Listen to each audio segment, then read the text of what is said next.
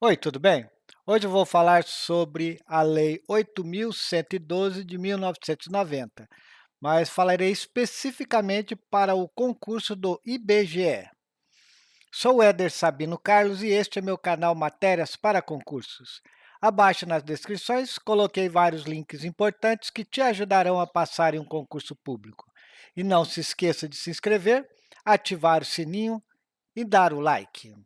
Bom, antes de começar a matéria, queria informar para vocês o seguinte, eu vou estar fazendo daqui para frente vários vídeos visando o IBGE. Inclusive, os vídeos anteriores que eu fiz, eu vou provavelmente fazer várias aumento de conteúdo. Então, daqui para frente, se você vai fazer o concurso, tem intenção de fazer o concurso do IBGE, se cadastra aí se inscreve aí no canal, porque daqui para frente vai ter muitos vídeos para ele, ok? Bom, então vamos à matéria.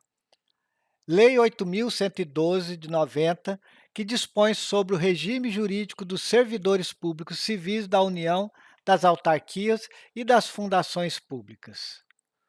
O concurso do IBGE, ele pediu somente algumas partes da Lei 8.112. Então, para facilitar seus estudos, eu coloquei aqui somente o que foi pedido. Caso prefira estudar ela inteira, você pode ir direto na lei e acessar. Eu sempre coloco o link da postagem nas descrições do vídeo, está aqui o link, só você clicar que você já vai direto para ela, ok? Verifiquei a última prova do IBGE também, realizada no dia 8/12/2019, para os cargos de agente censitário operacional e o coordenador censitário de subárea. E tiveram apenas duas questões que coloquei no final deste artigo, mas duas questões poderão fazer a diferença entre ser aprovado ou não, ok? Então, vamos ter muita atenção nisso daí. Outra coisa, como foi pedido apenas alguns artigos, recomendo ler atentamente todos, porque acaba ficando bem curto o que você tem que aprender, ok? Foram pedidas essas partes aqui da lei, eu já coloquei tudo aqui, então vamos lá. Do regime disciplinar, capítulo 1 dos deveres. Artigo 116. São deveres do servidor exercer com zelo e dedicação as atribuições do cargo, ser leal às instituições a que servir, observar as normas legais e regulamentares, cumprir as ordens superiores, exceto quando manifestamente ilegais, atender com presteza ao público em geral, prestando as informações requeridas, ressalvadas as protegidas por sigilo, e as requisições para a defesa da fazenda pública. Levar as irregularidades de que tiver ciência em razão do cargo ao conhecimento da autoridade superior, ou, quando houver suspeita de envolvimento desta, ao conhecimento de outra autoridade competente para a apuração. Zelar pela economia do material e a conservação do patrimônio público. Guardar sigilo sobre assunto da repartição. Manter conduta compatível com a moralidade administrativa. Ser assíduo e pontual ao serviço. Tratar com urbanidade as pessoas. Representar contra ilegalidade, omissão ou abuso de poder. A representação de que trata o inciso 12 será encaminhada pela via hierárquica e apreciada pela autoridade superior àquela contra o qual é formulada, assegurando-se ao representando ampla defesa. Capítulo 2 das proibições. Ao servidor é proibido ausentar-se do serviço durante o expediente sem prévia autorização do chefe imediato. Retirar, sem prévia anuência da autoridade competência, qualquer documento ou objeto da repartição. Recusar fé a documentos públicos. Opor resistência injustificada ao andamento de documento e processo ou execução de serviço. Promover manifestação de apreço ou desapreço no recinto da repartição. Cometer a pessoas estranhas à repartição, fora dos casos previstos em lei, o desempenho de atribuição que seja de sua responsabilidade ou de seu subordinado. Valer-se do cargo para lograr proveito pessoal ou de outrem, em detrimento da dignidade da função pública. Participar de gerência ou administração de sociedade privada, personificada ou não personificada. Exercer o comércio, exceto na qualidade de acionista, cotista ou comanditário. Atuar como procurador ou intermediário junto a repartições públicas, salvo quando se tratar de benefícios previdenciários ou assistenciais de parentes até o segundo grau e de cônjuge ou companheiro. Receber propina, comissão, presente ou vantagem de qualquer espécie em razão de suas atribuições. Aceitar comissão, emprego ou pensão de Estado estrangeiro. Praticar usura sobre qualquer de suas formas. Proceder de forma decidiosa. Utilizar pessoal ou recursos materiais da repartição em serviços ou atividades particulares. Cometer a outro servidor atribuições estranhas ao cargo que ocupa, exceto em situações de emergência e transitórias. Exercer qualquer atividades que sejam incompatíveis com o exercício do cargo ou função e com o horário de trabalho. Capítulo 3. Da acumulação. Artigo 18. Ressalvados os casos previstos na Constituição, é vedada a acumulação remunerada de cargos públicos. Parágrafo 1º. A proibição de acumular estende-se a cargos, empregos e funções em autarquias, fundações públicas, empresas públicas, sociedades de economia mista da União, do Distrito Federal, dos estados, dos territórios e dos municípios. Parágrafo 2. A acumulação de cargos, ainda que lícita, fica condicionada à comprovação da compatibilidade de horários. Parágrafo 3º. Considera-se acumulação proibida a percepção de vencimento de cargo ou emprego público efetivo com provimento da inatividade, salvo quando os cargos de que decorram essas remunerações forem acumuláveis na atividade. Artigo 119. O servidor não poderá exercer mais de um cargo em comissão, exceto no caso previsto no parágrafo único do artigo 9. Nem ser remunerado pela participação em órgão de deliberação coletiva. Parágrafo único. O disposto nesse artigo não se aplica à remuneração devida pela participação em conselhos de administração e fiscal das empresas públicas e sociedades de economia mista, suas subsidiárias e controladas, bem como qualquer empresas ou entidades em que a União, direta ou indiretamente, detenha participação no capital social, observado que, a respeito, dispuser legislação específica. Artigo 120. O servidor vinculado ao regime desta lei, que acumular licitamente 2 cargos efetivos, quando investido em cargo de provimento em comissão, ficará afastado de ambos os cargos efetivos, salvo na hipótese em que houver compatibilidade de horário e local com o exercício de um deles, declarada pelas autoridades máximas dos órgãos ou entidades envolvidos. Capítulo 4 das responsabilidades. Artigo 121. O servidor responde civil, penal e administrativamente pelo exercício irregular de suas atribuições. Artigo 122. A responsabilidade civil decorre de ato omisso ou comisso, doloso ou culposo, que resulte em prejuízo ao erário ou a terceiros.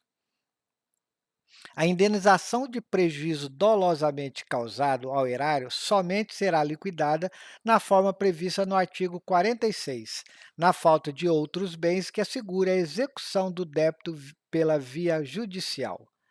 Parágrafo 2º. Trata-se de dano causado a terceiros, responderá o servidor perante a Fazenda Pública. em ação regressiva. A obrigação de reparar o dano estende-se aos sucessores e contra eles será executada até o limite do valor da herança recebida. Artigo 123.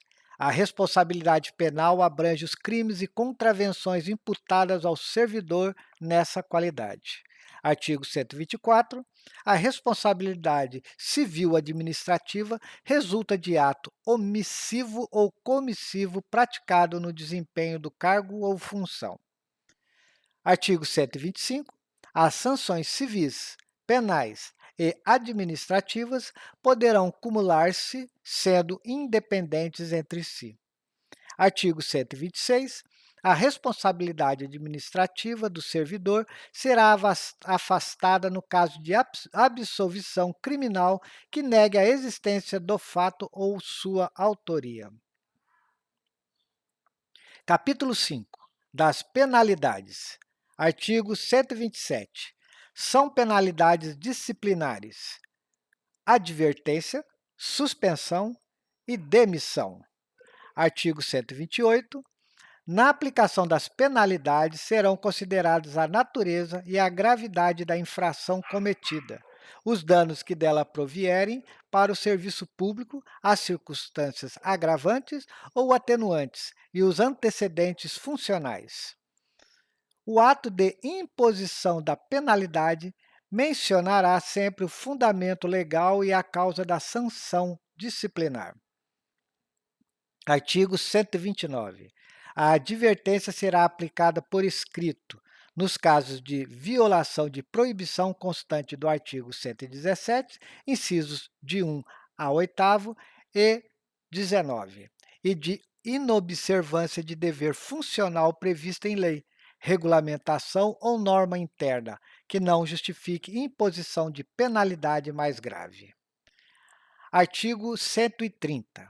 A suspensão será aplicada em caso de reincidência das faltas punidas com advertências e de violação das demais proibições que não tipifiquem infração sujeita à penalidade de demissão, não podendo exceder de 90 dias. Será punido com suspensão de até 15 dias o servidor que, injustificadamente, recusar-se a ser submetido à inspeção médica determinada pela autoridade competente, cessando os efeitos da penalidade uma vez cumprida a determinação.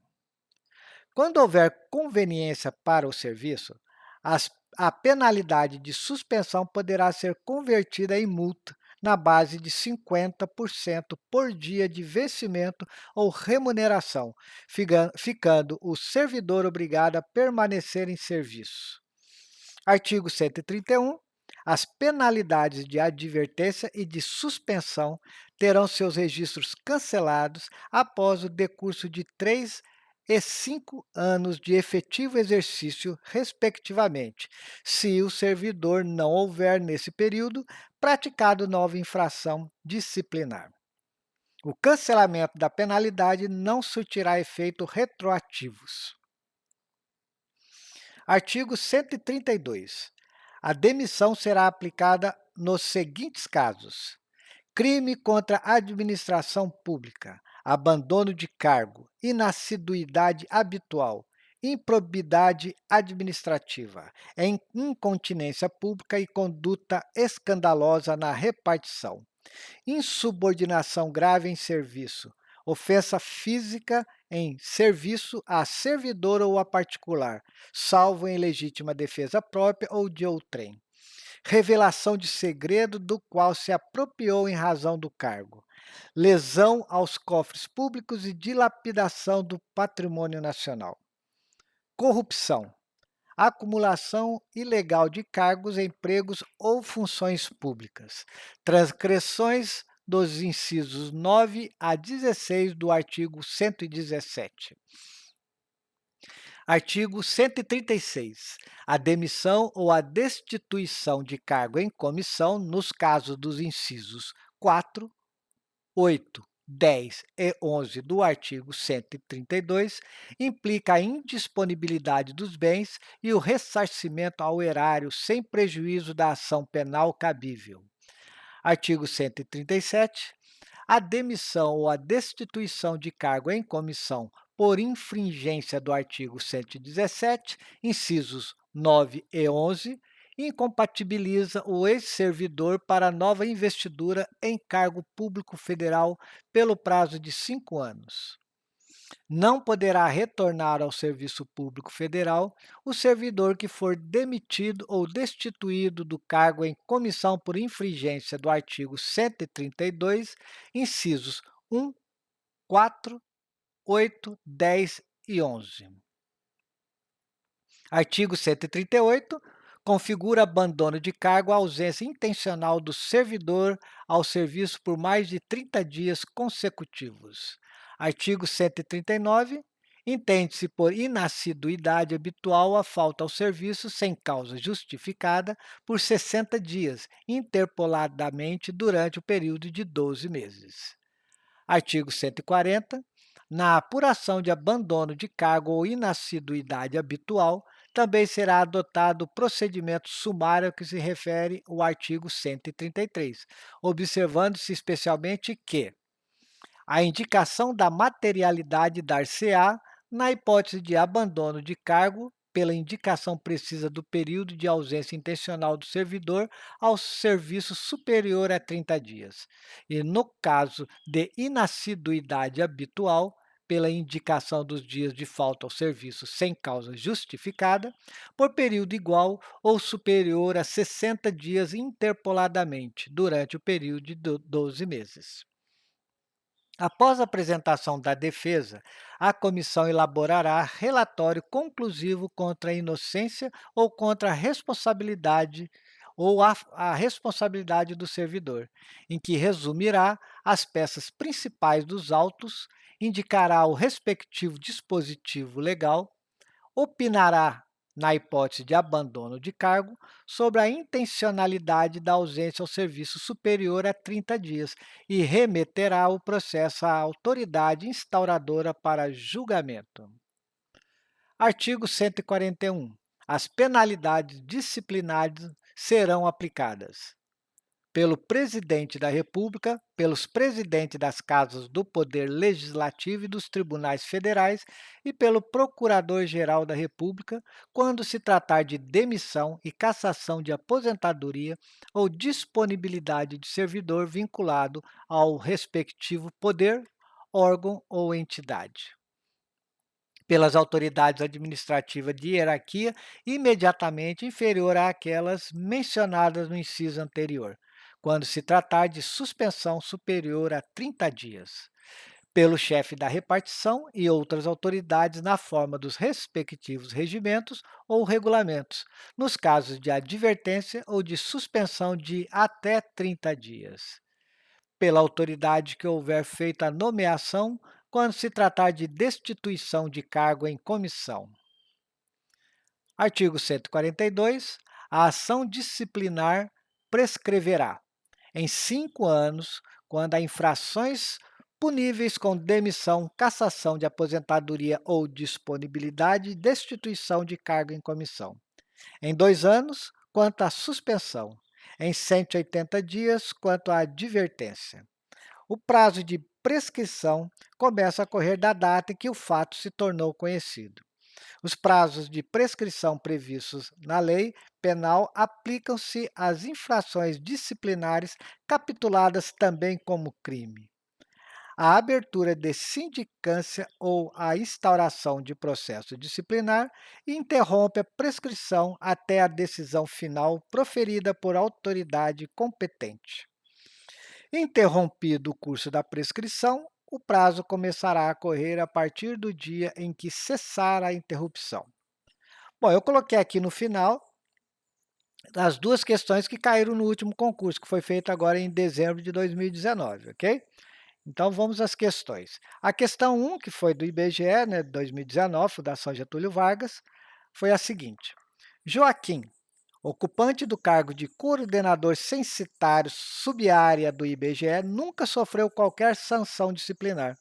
No entanto, de acordo com a Lei nº 8.112, de 90, a Joaquim poderá ser aplicada a penalidade de demissão caso Letra A, recuse a fé a documentos públicos.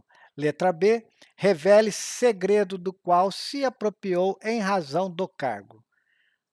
Alternativa C, oponha resistência injustificada ao andamento de documento e processo ou execução de serviço. Ausentar-se do serviço durante o expediente sem prévia autorização do chefe. E a letra E, cometa a pessoa estranha à repartição, o desempenho de atribuições que seja de sua responsabilidade. Questão 2. Eu não falei a resposta, mas no finalzinho eu passo elas. Eu fiz assim para você dar uma pensada em qual que seria a resposta. Questão 2.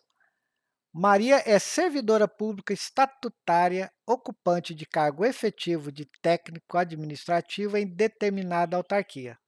Desejando aumentar sua renda mensal, Maria se inscreveu para o concurso público de coordenador censitário subiário do IBGE e foi aprovada em quinto lugar. Quando a Maria compareceu ao órgão para preencher os documentos necessários à sua investidura no novo cargo, foi informada de que, de acordo com a Lei nº 812/90, a acumulação dos cargos públicos pretendida é: letra A, lícita, desde que haja compatibilidade de horário na jornada de trabalho, seja qual for a autarquia.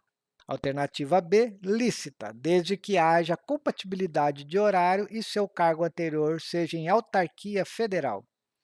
Alternativa C, lícita, desde que haja compatibilidade de horário e seu cargo anterior seja em autarquia federal ou estadual. Alternativa D, ilícita, independentemente de compatibilidade de horário, exceto se seu cargo anterior for em autarquia que exerça atividade estatística, fato que autoriza a acumulação. E letra E, ilícita, independente de compatibilidade de horário e do ente federativo a que estiver vinculado à autarquia de seu cargo anterior. As respostas, então, são: questão 1, letra B, e a questão 2, letra E. Questão 1, letra B, que é: revele segredos do qual se apropriou em razão do cargo. E a questão 2, a letra E, ilícita, independentemente de compatibilidade de horário e do ente federativo a que estiver vinculada à autarquia de seu cargo anterior. Se você gostou do vídeo, se inscreva no canal, ative o sininho, dê o seu like e compartilhe. E lembrando que na descrição abaixo tem vários links que te ajudarão a passar em um concurso público. Abraços e até o próximo vídeo.